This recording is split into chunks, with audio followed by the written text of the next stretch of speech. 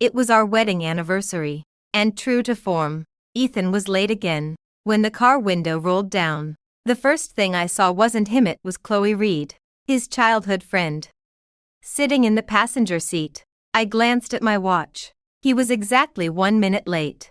Before he could say another word, I slammed the already drafted divorce papers down on his car hood.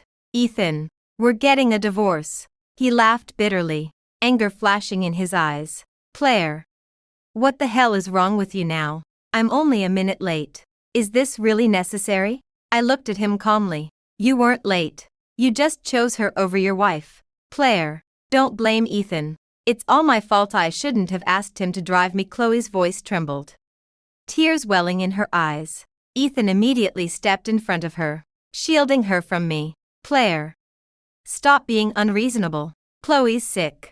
That instinctive protective gesture told me everything I needed to know. My heart was dead.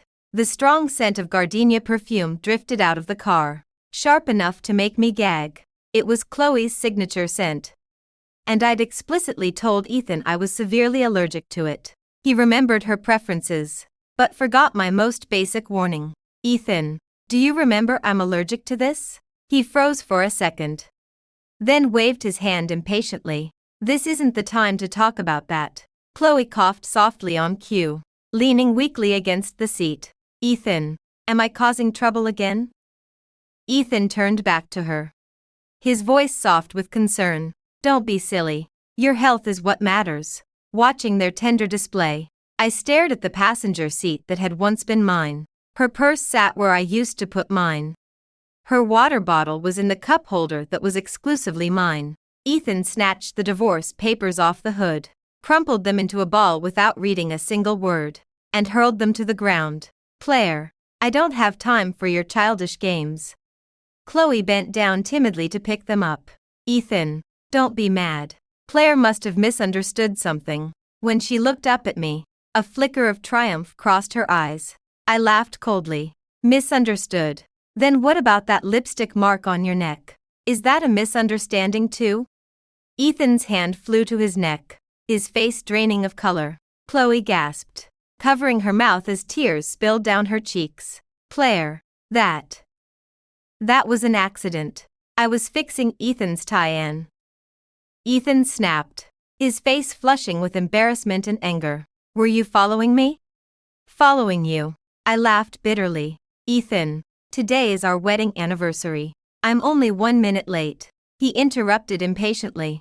Do you really have to ruin our anniversary over 1 minute? He said the words like he was accusing me of overreacting. You're the one who ruined it, not me. Ethan pulled a wrapped gift out of his pocket and, without looking at me, handed it to Chloe. Here, Chloe, don't cry.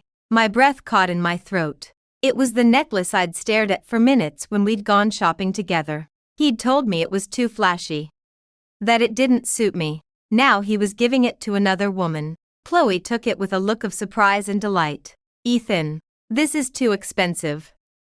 Keep it. I know you like it. Ethan's voice was warm and gently, a patience I'd never seen from him. Ethan, do you even remember what today is? I asked one last time. He frowned irritably. Of course I do, our wedding anniversary. But Chloe has a fever. What was I supposed to do? Leave her to suffer? A fever. I looked at Chloe. Her cheeks were flushed, her eyes bright and alert. She looked nothing like someone with a fever. Chloe noticed my skepticism. I took some medicine, so I feel a little better. Ethan immediately reached out to touch her forehead. You're still warm. I'll take you to the hospital. Go ahead. I turned away, unable to bear the sight any longer. I'll have my lawyer send you a new set of divorce papers. Claire, Ethan called after me. Stop this nonsense and go home. When I got home, Ethan was already waiting in the living room, his face dark with anger. He crushed a cigarette butt into the ashtray. Claire, have you had enough? I ignored him and walked straight to the bedroom to pack my things. A few changes of clothes, my makeup, and a photo of our daughter Lila. Are you deaf? I said I'm not getting a divorce. Ethan lunged forward and grabbed my wrist, his grip so tight it made me wince. Let go of me. I pulled my arm free. Ethan, You're the one who's deaf. We're done. He saw me putting Lila's photo into the suitcase. And his voice softened. Think about Lila. She's only 3. Do you really want her to grow up in a broken home? My hands paused. Lila was so small. She loved it when her daddy lifted her high in the air. She loved watching cartoons with both of us. Claire. Let's talk about this. For Lila's sake, Ethan pressed his advantage. Seeing my hesitation, I pulled out my phone and pressed play on a recording. Chloe's smug voice filled the room. That frumpy housewife Claire doesn't stand a chance against me. Ethan's heart has been mine for years. He said he only married her to keep his family happy. And that little girl of theirs, she doesn't even look like Ethan, for all we know. She's someone else's bastard. Ethan's face turned as white as a sheet. Ethan said he'll find an excuse to divorce her in a couple of years. Then I'll finally be Mrs. Hayes. That stupid woman still thinks he loves her. How pathetic. I turned off the recording and looked at him coldly. N. What do you have to say for yourself? Claire, let me explain. Explain what? That you were sleeping with her in our bed. Or that you were planning to kick us out. Ethan opened his mouth, but no words came out. I went back to packing. Ethan. I'm going to fight for full custody of Lila. Do you think a judge will give a child to a man who cheats and abuses his wife? Abuse. When did I ever abuse you? Ethan demanded, panic rising in his voice. I rolled up my sleeve, revealing the red marks his fingers had left on my wrist. Does this count? And this. I pushed back my bangs, showing him a faint scar on my forehead. From when you threw that glass last month. Ethan fell silent. I zipped up my suitcase. My lawyer will file the lawsuit in 3 days. Ethan, I mean it this time. Claire. He blocked the door. You can't take Lila. We'll see what the judge says. I walked around him toward the door. His voice was desperate, almost broken. Claire, if you really want a divorce, I'll sign away all rights to marital property. But Lila has to stay with me. I turned around. Ethan, do you even deserve her? Just then, my phone rang. It was Lila's preschool teacher. Ms. Bennett.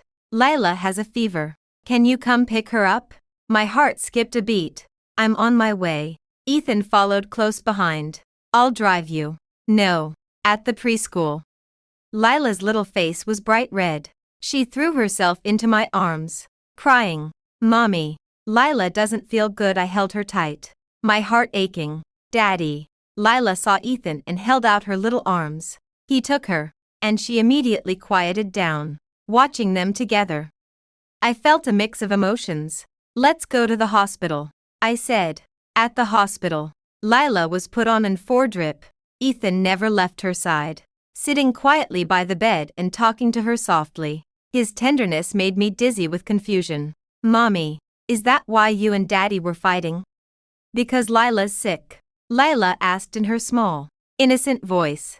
Ethan and I fell silent at the same time. Go to sleep, baby.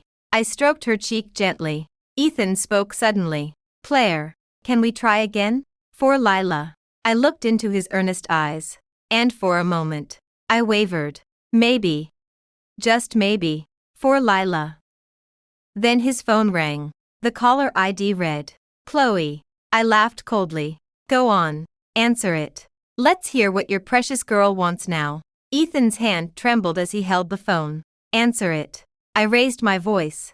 He finally pressed the answer button. Chloe's sweet, whining voice came through loud and clear. Ethan, where are you?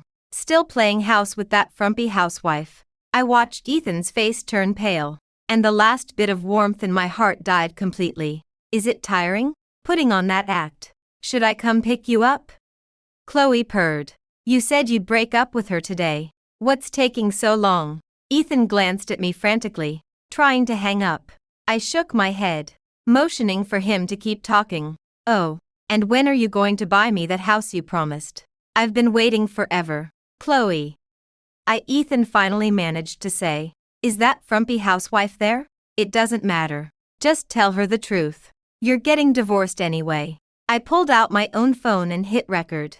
Every word she said would be saved. Ethan. You promised you'd marry me. I've waited 3 years. I can't wait any longer. Ethan hung up the phone. The hospital room was deathly quiet. Lila slept peacefully in her bed. Claire. Save it. I stood up calmly. I've already retained Liam Carter. He'll handle everything. Ethan's eyes widened. Liam Carter. Yes. The divorce attorney who's never lost a case. I picked up my bag. I'm taking Lila with me tomorrow. You can clean up your own mess. Claire.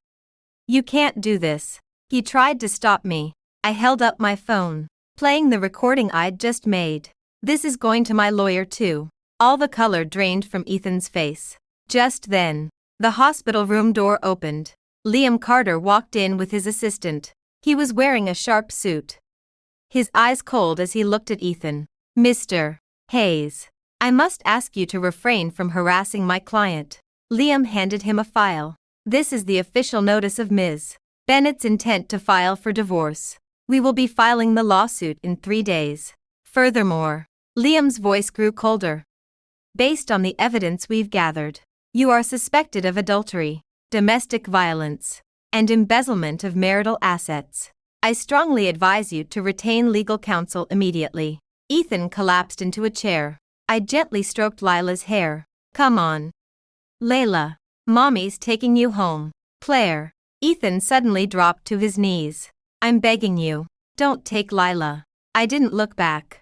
Ethan, you don't deserve her. As we walked out of the room, Ethan's heart-wrenching sobs echoed behind us. The hotel room Liam had arranged was quiet. Lila's fever had broken, and she was sleeping soundly. I sat on the edge of the bed, running my fingers through her soft hair. Claire, are you tired? Liam walked in, handing me a glass of water. No. I took the glass. Thank you. Liam sat down on the couch, his expression serious. Lila's condition might not be as simple as it seems. My heart dropped. What do you mean? I recommend you take her for a full checkup tomorrow, especially her heart. The glass almost slipped from my hand. It's just a precaution, Liam said gently. Better to be safe than sorry. The next morning, I took Lila back to the hospital. Blood tests, EKG, ultrasound. She has a congenital heart defect and atrial septal defect, the doctor said calmly. Fortunately, we caught it early. The surgery has a very high success rate. I held Lila tight, tears streaming down my face. My baby, my little angel. Mommy, why are you crying? Layla asked in her sweet voice. I'm not crying, baby. I forced a smile. Lila's the bravest girl in the whole world. Liam listened as the doctor explained the condition. Is this hereditary? He asked. There's a genetic component, but it's more often caused by environmental factors, severe stress during pregnancy, or exposure to harmful substances. A memory flashed through my mind. I was 7 months pregnant. At Ethan's annual company holiday party, Chloe was there, wearing a bright red dress. Claire, you've gotten so big, she said, smiling as she walked over. Pregnancy really changes you, doesn't it? Then she accidentally pushed me. I fell to the ground, and immediately went into premature labor. Ethan had only said, be careful next time. Before rushing over to help Chloe, she was wearing high heels and lost her balance. He'd explained. I'd spent a week in the hospital on bed rest. I'd thought it was an accident. Now I knew it was intentional. Claire. Liam's voice pulled me back to the present. I remember something, I said through gritted teeth. Chloe pushed me on purpose when I was 7 months pregnant. Liam's eyes turned icy. Are you sure? Positive. She meant to do it. Back at the hotel, Liam immediately started investigating. Less than 2 hours later, he had preliminary results. Chloe's mother has a severe history of mental illness, he said, looking at the file, and her behavior has been extremely erratic lately. What do you mean? She's been buying large quantities of prescription psychiatric medications online through illegal channels. Liam's face was grim. Also, Ethan transferred several large sums of money to Chloe's personal account right after she moved back to town. My hands went cold. This woman was more dangerous than I'd imagined. What do we do now? We gather all the evidence and take them down once and for all. Just then, his phone rang. Mr. Carter, it's bad. Chloe just walked into Ethan's office with a document. The voice on the other end said urgently, "It looks like a custody agreement, but the beneficiary is Chloe Reed." I slammed open the door to Ethan's office. The acrid smell of gardenia perfume mixed with cigarette smoke hit me in the face. Chloe was curled up next to Ethan, holding a piece of paper. "Ethan, look, this joint custody agreement. Once Claire signs it, Lila will be our daughter." My blood boiled. She dared to call my daughter our daughter. "I'll love her like she's my own. We'll be such a happy family," Chloe continued. Ethan frowned, looking hesitant. When he looked up and saw me and Liam, his face turned white. And he tried to hide the document. Chloe immediately ducked behind him. "Ethan, what kind of sick deal are you making here?" Ethan tried to look calm. "Claire, calm down. This was Chloe's idea. She just wants to help you take care of Lila." "Help me?" I laughed coldly. I stepped forward and slammed Lila's latest medical report down on his desk. I stared directly at Chloe. "Did you or did you not push me on purpose at that holiday party when I was 7 months pregnant?" Chloe's face turned deathly pale. I didn't. Claire. Don't make malicious false accusations. Malicious false accusations. I pointed at the medical report. "This is your fault." Ethan picked up the report, his hands shaking. "Chloe, did you really push her?" Liam stepped forward at the perfect moment. "Mr. Hayes, we have evidence that Ms. Reed intentionally harmed Ms. Bennett during her pregnancy. We also know that Ms. Reed's mother has a severe history of mental illness. Ms. Reed has also been purchasing large quantities of illegal prescription psychiatric medications." My whole body trembled. This woman was a monster. Furthermore, Liam continued, "During your marriage to Ms. Bennett, you transferred at least 3 large sums of money, totaling millions of dollars, to Ms. Reed's personal account under various false pretenses." Ethan stumbled backward, staring at Chloe in disbelief. Just then, my eyes fell on a handbag on the floor. It was Chloe's, knocked over in her panic, its contents scattered everywhere. I walked over quickly and picked up a black notebook from the mess. I opened it. The pages were filled with meticulous notes about how to harm pregnant women, what angle of impact was most likely to cause a miscarriage, which medications were fatal to fetuses, even detailed notes about the most vulnerable stages of pregnancy. My hands shook so hard I could barely hold the notebook. The next few pages had drawings of voodoo dolls with X's drawn over them. Next to them, in bright red ink, were the names Claire and Lila. I almost fainted. "How do you explain this?" I threw the notebook at Chloe's feet. "You've been meticulously plotting to kill my child this entire time." Trapped. Chloe's eyes filled with terror. She stammered, trying to defend herself, then suddenly let out a shrill scream. "Yes, I did push her. She was in my way." Her voice was sharp and hysterical. "Ethan was supposed to be mine. That sick little brat Lily, if it wasn't for her, Ethan would have married me years ago." Her face was twisted with rage, a far cry from her usual sweet, innocent appearance. The office fell silent. I wanted both of them gone. That frumpy housewife and her little bastard. Chloe screamed, dropping all pretense. "Claire, you think you won. You're just an idiot who had no idea what was going on. You had the title of Mrs. Hayes, but you couldn't even keep your own husband's heart." Ethan's face was ashen. His lips trembled. "Chloe, what are you saying?" "I'm telling the truth," Chloe shrieked. "Ethan, you're a fool. You let me play you like a fiddle. And you thought you were some kind of romantic hero. You think I loved you. I loved your money. I loved the title of Mrs. Hayes. You idiot." Ethan collapsed into his chair. Liam had quietly turned on his phone's recorder. Now he pressed save. "You're insane. A complete lunatic." Ethan pointed at her, his whole body shaking. "It's a little late to realize that, isn't it, Ethan?" Liam put his phone away. "Ms. Reed, Your statements just now constitute threats, defamation, and admission of intent to commit bodily harm. This recording will be turned over to the police. Chloe collapsed to the floor, her face gray. No. It's not like that. The office door suddenly burst open.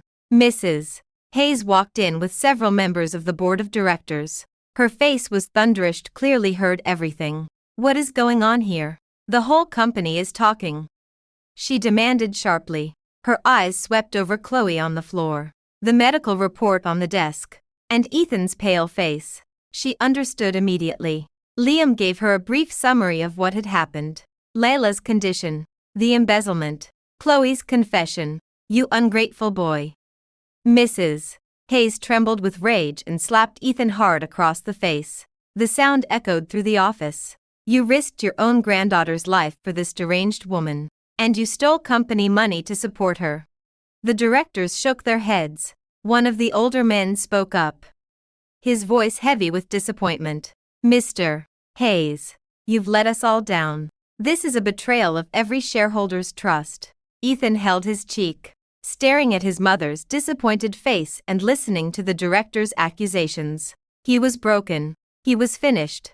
His career, his family, his reputation, everything was destroyed by his own stupidity. Effective immediately. You are no longer CEO of Hayes Group Corporation.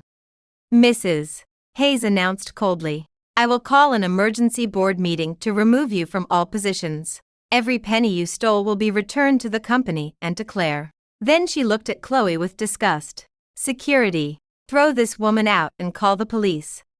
As the security guards dragged her away, Chloe struggled wildly, her eyes burning with hatred as she stared at me. Claire, you think you won. If I'm going down, I'm taking you with me. I hope that little brat suffers from that heart disease for the rest of her life. Mrs. Hayes flew into a rage and slapped Chloe hard across the face. You evil woman. Gag her. The guards immediately stuffed a cloth in her mouth. The office fell silent, except for her muffled screams. I held Lila tight and turned to Mrs. Hayes. Mrs. Hayes. The divorce is non-negotiable. Ethan will return every penny of the marital assets he stole, and I will be pressing charges against Chloe for what she did to my daughter. I pulled out the divorce papers and the custody agreement I'd prepared and handed them to Ethan. Sign these, or we'll see you in court. Ethan took the papers, his hands shaking. Claire, I had no idea she was like this. No idea. I laughed coldly. You were just willfully blind. Just then, Ethan's phone rang. He answered it shakily, and his face turned even paler. What? My accounts are frozen. Why? Liam smiled faintly. Mr. Hayes, when we filed the lawsuit for embezzlement of marital assets, we also requested an asset freeze. All of your accounts are now frozen. Ethan completely broke down, slumping into his chair. One more thing, Liam continued. We've also reported you to the IRS for tax fraud. None of the money you gave Chloe was ever reported. Mrs. Hayes' face darkened further. You good for nothing. What else have you done? Tears streamed down Ethan's face as he signed his name on every page. When he finished, he collapsed back into the chair. Liam checked the documents carefully and put them away. Mrs. Hayes. Liam turned to her. I will prepare a detailed report of the exact amounts Ethan embezzled from the company and transferred to Chloe, along with all supporting evidence. I will cooperate fully with the police and your internal investigation. Mrs. Hayes nodded wearily, looking at her son with a complicated mix of anger and sadness. She walked over to me. Claire, the Hayes family owes you and Lila an apology that can never be repaid. We will take full responsibility for Lila's medical care. From now on, you and Lila will always be like family to me. I held Lila close, my voice steady. Thank you, Mrs. Hayes. But Lila and I just want to live in peace. The police arrived shortly after. Chloe was arrested on multiple charges. Ethan was also taken in for further questioning regarding embezzlement and tax fraud. Hayes Group Corporation was thrown into chaos. An emergency board meeting was called. Ethan was officially removed from all positions, and a full audit of the company's finances began. As we walked out of Hayes Group Tower, the sun was bright and harsh. Lila whispered in my arms, "Mommy, can we go home now?" "Yes. Baby, we're going home." Liam drove us.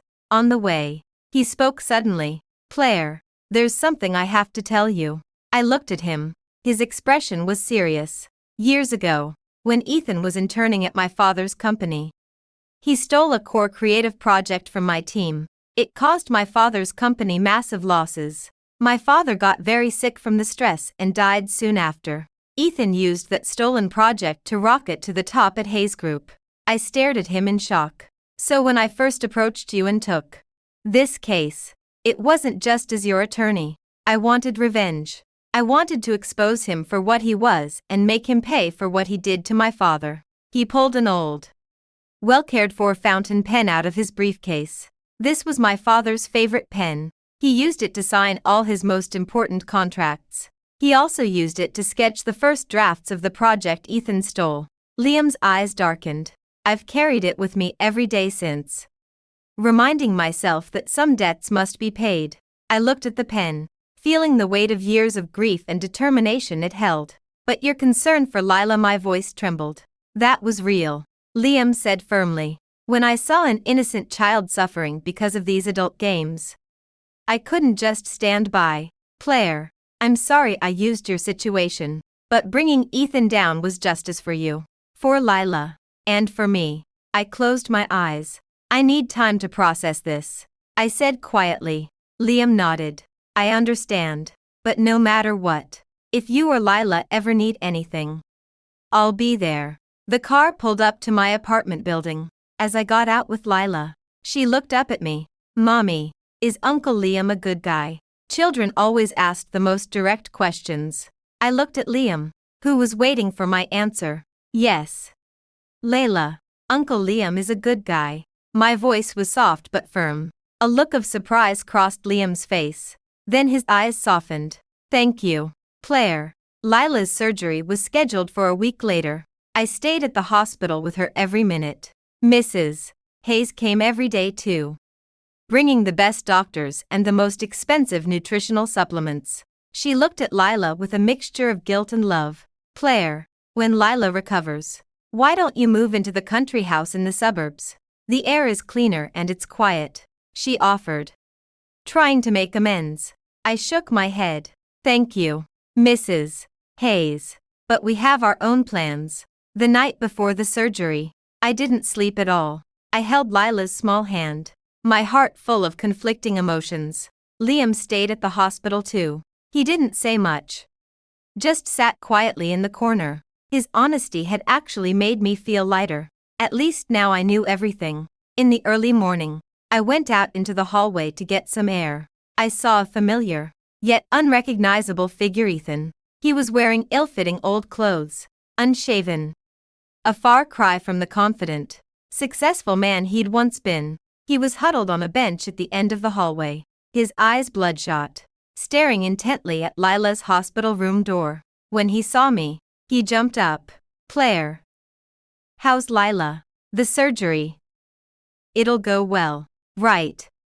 His eyes were filled with fear and desperation. Looking at him now, most of my anger had faded.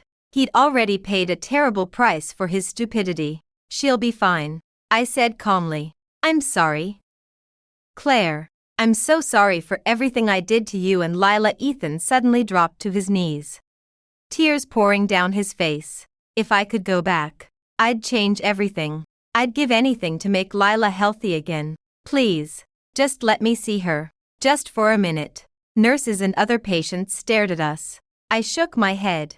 "Ethan, the only thing you can do now is take responsibility for your actions. Lila has me. She'll be okay." I turned and walked back into the room without looking at him again. The day of the surgery was endless. The red light above the operating room stayed on for 5 long hours. When the doctor finally came out, took off his mask, and smiled, saying the surgery was a complete success. "The child is out of danger." My legs gave out beneath me. Liam caught me just in time. "Mrs. Hayes and I hugged each other and cried tears of joy after so much despair. Lila's recovery went smoother than expected. Liam helped arrange everything: a rehabilitation center and a house in a small coastal town in California, where the weather was warm and the medical care was excellent. A change of scenery will be good for both of you, he said. A fresh start. I looked at him. His eyes no longer held that complicated darkness, only warmth and sincerity. Maybe letting go of the past wasn't just forgiving others. It was freeing myself too. 1 year later, the sun was shining brightly in our small California coastal town. My flower shop, Sunflower Blooms, had become quite popular. Lila was healthy and happy, her cheeks pink and full. She ran around the shop like a little fairy every day after school, helping me water the flowers or clumsily trying to wrap bouquets. "Mommy, look. This sunflower looks just like me." She held up a newly bloomed sunflower, grinning from ear to ear. I smiled and stroked her hair. "Yes, baby. You're both my little sunshines." Mrs. Hayes came to visit every couple of months, bringing toys and treats. She never mentioned Ethan, just showered Lila with love. I knew Ethan had been sentenced to several years in prison for embezzlement and tax fraud. Hayes Group Corporation had been sold and was no longer the same. None of it mattered to us anymore. Liam came to visit occasionally, sometimes on business trips, sometimes just for the weekend. He brought Lila the latest children's picture books and fun toys, built sandcastles with her on the beach, and helped out in the shop when I was busy. Lila adored him, always begging him to tell her stories. We had developed a comfortable, warm friendship. He never pushed for more, and I was happy with the peace we'd found. On the first anniversary of Sunflower Blooms, I threw a small party for my regular customers and friends. Liam was the first to arrive, carrying a pot of the most beautiful Sun King sunflowers I'd ever seen. "Congratulations, Claire," he said, smiling at me. "Sunflower Blooms. It suits you perfectly." I took the pot, our fingers brushing accidentally. I smiled awkwardly. "Thank you, Liam. I couldn't have done any of this without you." He looked at me, his eyes deepening, like he was about to say something. Just then, my phone rang. I answered it, confused. "Claire, is that you?" A familiar voice came through the receiver. "Ethan, was he out already?" I froze, the smile fading from my face. Liam noticed my change in expression and stepped closer, concerned. "What's wrong?" "It's Ethan. I'm still in here. I worked really hard to get this phone call. I heard you opened a flower shop. Is today a special day for you?" "I just wanted to congratulate you." "Ethan, what do you want?" The guests noticed the change in atmosphere and fell quiet. Liam stood beside me, a silent pillar of support. "I don't want anything. Being in here has given me a lot of time to think. I just wanted to ask how Lila is. Is she completely better?" "I know I have no right to ask, but I miss her so much." His voice was thick with suppressed tears, and I could hear a guard in the background telling him to hurry up. My hand shook. All those terrible memories came flooding back. "She's wonderful, better than ever. She's healthy and happy, growing up in a place without lies and betrayal." "That's good. That's good," Ethan murmured. "Claire, I know I can never make up for what I did. I don't expect you to forgive me. I just needed to know she's okay when I get out. If I could just..." "Ethan," I interrupted him, "Lila has a peaceful, happy life now. She doesn't need a father who hurt her and her mother to come back and disrupt the security she's worked so hard to build. Your compensation or even just seeing her would only cause her more pain." I understand. "My time's up," he said quickly. "The past is the past. We're even now. I hope you use this time to truly change. And please, don't contact us again. That's the last thing I ask of you. For Lila's sake." There was a heavy sigh on the other end. Then the line went dead. The shop was silent. I looked up and met Liam's worried eyes. "It's nothing. Just someone from the past." The party continued, but I was distracted. After the last guest left, Liam stayed to help me clean up. He's still in prison. He won't be able to bother you for a long time, Liam said firmly. I nodded, looking out the window. The sun was setting, painting the sky in warm shades of orange and pink. Lila was chasing a butterfly in the yard. Claire. Liam walked over and stood beside me. The past is behind us. The future is yours. He paused, his voice soft but sure. And if you'll let me, I'd like to be part of that future. I hesitated, just for a moment. Then Lila ran over, holding up a drawing she'd just made. Mommy. Uncle Liam. Look what I drew. That's you. Mommy. That's me. And that's Uncle Liam. We're flying kites on the beach together. The drawing showed 3 people holding hands, smiling brightly. Lila looked up at us with her innocent eyes. Uncle Liam. Can you stay and play with me and Mommy forever? Liam gently stroked her hair, then looked at me, his eyes full of hope. Just then, my phone rang again. It was an unknown number. I hesitated, then answered. Hello, is this Ms. Claire Bennett? I'm Mr. Ethan Hayes' attorney. Mr. Hayes has been diagnosed with terminal liver cancer. His doctors say he has about 6 months left to live. His only wish is to see Lila one last time before he dies.